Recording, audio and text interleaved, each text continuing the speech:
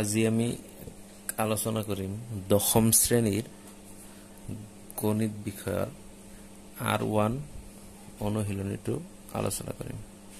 কোৱেশ্চনবোৰ মই সলভ কৰিম।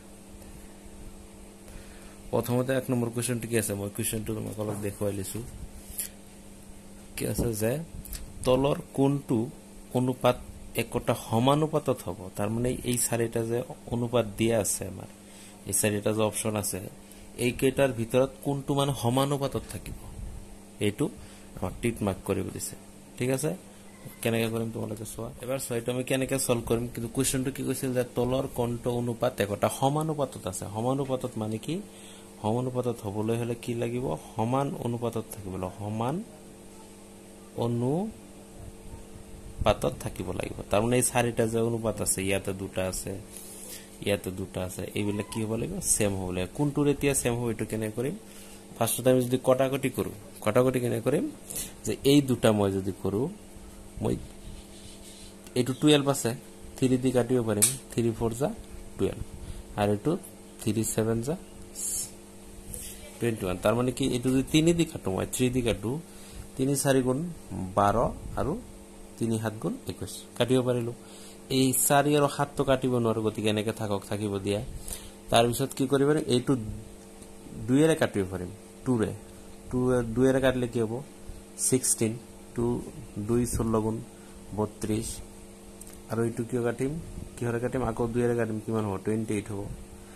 28 হ'ব না নাই, এইটো 5 আছে 5 ৰ 2 কেইবাৰ যাব, 2 বাৰ যাব, কিমান বেছি হ'ব 1 বেছি হ'ব, গতিকে এইটো 1 টো যাই 6 ৰ আগত বহিব, কিমান হ'ব 16 হ'ব। 2 8 গুণ কিমান 16। এইটো আকৌ 2 এৰে কাটিব পাৰিম, কিমান 8 বাৰ, এইটো আকৌ 2 এৰে কাটিব পাৰিম, কিমান 14 বাৰ, এইটো আকৌ 2 এৰে কাটিম 4 বাৰ, এইটো আকৌ 2 এৰে কাটিম 7 বাৰ। গতিকে এবাৰ চোৱা এইটো এই 4 আৰু 7 তো কাটিব নোৱাৰো, গতিকে এইটো আৰু এইটো কি হৈছে সমান হৈছে। গতিকে এই এটা অনুপাত আৰু এইটো অনুপাত কি হৈছে সমান হৈছে, গতিকে কি হ'ব এনসারটো কি হ'ব, এইটো অনুপাত সমানুপাতত আছে বুলি এনসার হ'ব। গতিকে এইবিলাকৰ এনসাৰ নহয়, কাৰণ যেহেতু অপশন টাইপ কোৱেশ্চন হয় এটা এনসাৰ হলে বাকিবিলাক এনসাৰ নহব। গতিকে সমান অনুপাতত আছে কাৰণে আমি সমানুপাত বুলি ক'ব পাৰো। ঠিক আছে, এনেকৈ কৰিব লাগিব তোমালোকে 1 নম্বৰ সলিউশনটো। আচ্ছা, এতিয়া আমি আলোচনা কৰিম 2 নম্বৰ কোৱেশ্চনটো। 2 নম্বৰ কোৱেশ্চনটো মই দেখুৱাই লৈছো তোমালোকক। কি আছে, কি কৈছে যে তলৰ কোনবোৰ সংখ্যা ক্ৰমে সমানুপাতত আছে। আকৌ তাৰ মানে কেইটা দি আছে, 4টাকে সংখ্যা দি আছে, 4টা সংখ্যা দি আছে। এইবিলাক কৈছে কি ক্ৰমে সমানুপাতত আছে, তাৰ মানে এইবিলাক সমান অনুপাতত এটা থাকিব লাগে, এটা সমান ভ্যালুত থাকিব লাগিব। হৈছে কি কৰিম, এইটো পদ্ধতি কি কৰিম, এইটো বেলেগ বেলেগ পদ্ধতি আছে, মই যেটো পদ্ধতি কৰি আছে এইটো চোৱা। তোমালোকে কি কৰিবা, প্ৰথম পদ আৰু শেষৰ পদটো মানে first term and last term কি কৰিবা মাল্টিপল কৰিবা, পূৰণ কৰিবা। তাৰ মানে 2 8 গুণ কিমান পূৰণ কৰিলে 16 হ'ব। ঠিক আছে, আকৌ কি কৰিম মিডিল টাৰ্মটো, যেটো মিডিল টাৰ্ম মানে মধ্য পদ দুটা কি কৰিম পূৰণ কৰিম, পূৰণ কৰিলে কিমান হ'ব 6 6 গুণ 36। এতিয়া চোৱা মই যে প্ৰথম পদ আৰু শেষ পদ পূৰণ কৰিলো আৰু মধ্য পদ দুটা পূৰণ কৰিলো, সমান হৈছে নেকি চোৱা, এইটো 16 হৈছে, এইটো 36 হৈছে, মানে 36 হৈছে, এইটো সমান হোৱা নাই। গতিকে সমান যদি হোৱা নাই এইটো ক্ৰমে সমানুপাতত নাথাকে। এবাৰ অপশন নম্বৰ বি টো চোৱা, যে এইবাৰ শেষৰ পদ আৰু প্ৰথম পদ ইনটু কৰিলে কিমান হ'ব, 10 আৰু 60 পূৰণ কৰিলে 600 হ'ব, কাৰণ দুটা শূন্য মনে মনে বাদ দিয়া, 1 আৰু 6 পূৰণ কৰা, দুইটা শূন্য মনে মনে বহাই দিয়া 600।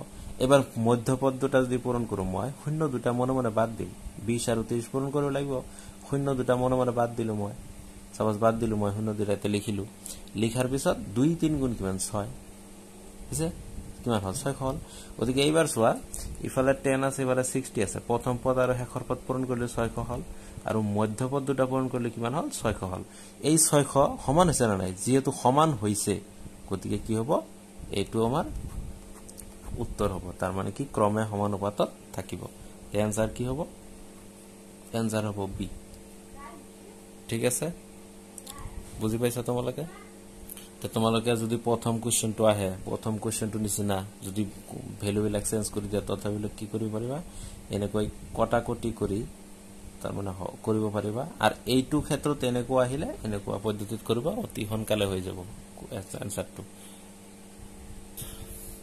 এতিয়া আমি আলোচনা কৰিম R1 ৰ এক্সাৰসাইজৰ 3 নম্বৰ কোশ্চেনটা এটা থিওৰি কোশ্চেন পাই আৰ স্কয়াৰ এইটু বৃত্তৰ কালি দি আছে এইটুৰ পৰে আমি কোশ্চেনটো কৰিব লাগিব কেনে কৰিম যে যদি এ বাৰাস আৰ কি কৰিব বাড়িব না কমিব আকৌ যদি আর কমে তেনহলে তেন্তে এ বাড়িব না কমিব এটু কব দিছে তো এইবার সোয়া এইটো একটা বৃত্ত হয় না নাই হয় এইটো কিন্তু একটা বৃত্ত হয় হয় বৃত্তটো মোর ভালো হয় না যেনবা তো এইবার সোয়া বৃত্তর কালি মানে কি যিখিনি ঠাই এইটো আগুৰা হৈছে যিখিনি ঠাই দখল এইটো কি এৰিয়াটো কি কব এইখিনি গোটেইখিনি কিয় কালি কব গতিকে এইবার সোয়া এইটো আর মানে কি বেখার্দ মানে কি বেখরা দাগ বৃত্তর গোটেইখিনি কি কয় এই গোটেইখিনি কেন্দ্ৰৰ মাজেৰে পাৰ হৈ যোৱা জেডালক কি কয় বেখ কয় বেখরা দাগ কি কয় বেখার্দ আর যদি সাপোজ ইয়াতে 2 সেন্টিমিটার হল হয় আর টু ইয়াতে কি হল 2 সেন্টিমিটার ওদিকে বৃত্তটোৰ কালি কি হ'ব ইখিনি হ'ব ঠিক আছে বৃত্তটোৰ কালি কিমান হ'ব 10 হ'ব ঠিক আছে এবার এই আর2 যদি ইয়াতে কি 2 সেন্টিমিটার হল কি ইয়াতে কিমান ডাঙৰ আছে তথাপি তো 3 সেন্টিমিটাৰ হ'ব ওদিকে যেতিয়া 3 সেন্টিমিটাৰ হ'ব কালিটো ডাঙৰ হ'ব না নাই ডাঙৰ হ'ব তেনহলে আমি কি কব পাৰো যে এ যদি বাড়ে মানে ডাঙৰ যদি হয় বৃত্তটো যদি ইয়াতকে আৰ কো ডাঙৰ হয় তাহলে বেখার্দটো কি হ'ব আর2 কি হ'ব বাড়িব কি আছে বাড়ে লিখি দিলে হল আছে এবার আকৌ কি আছে যদি আর কমে আচ্ছা আর এইখিনি আছিল 4 সেন্টিমিটার সাপোজ আছিল 4 সেন্টিমিটার আছিল কি কৰিলো এটো আৰ2 ডাঙৰ কালিটো কি হৈছে ডাঙৰ হৈছে তাৰ মানে এ ডাঙৰ যেতি আৰ2 এইটো 1 সেন্টিমিটাৰ কৰি দিম সাপোজ এইখিনি কৰি দিলো এটো কি বৃত্তটো এনেকৈ থাকিব নেকি না থাকে গতিকে বৃত্তটো কি হ'ব কমসে কম সৰু হ'ব তাৰ মানে কি হ'ব কালিটো সৰু হৈ যাব তাৰ মানে যেতি আৰ কমে তেতিয়া এ কি কৰে কমে ঠিক আছে বুঝি পাইছো তোমালোকে এনেকৈ কোশ্চেনটো কৰিব লাগিব তেনহলে आंसर কি হ'ব যদি এ বাড়ে তেন্তে আর বাড়িব যদি এ কমে তেন্তে যদি আর কমে তেন্তে এও কমিব তো ধন্যবাদ থাকিল আজিলৈকে ইমানখিনিয়ে কৰালো মই যদি তোমালোকে বুজি পাইছা চেনেলটো সাবস্ক্ৰাইব কৰি দিবা লাইক কৰিবা আৰু লগতে বন্ধু বান্ধৱীৰ সৈতে শেয়াৰ কৰিবা আৰু যদি কিবা বুজি পোৱা নাই তেনহলে কমেন্ট কৰিবা ধন্যবাদ থাকিল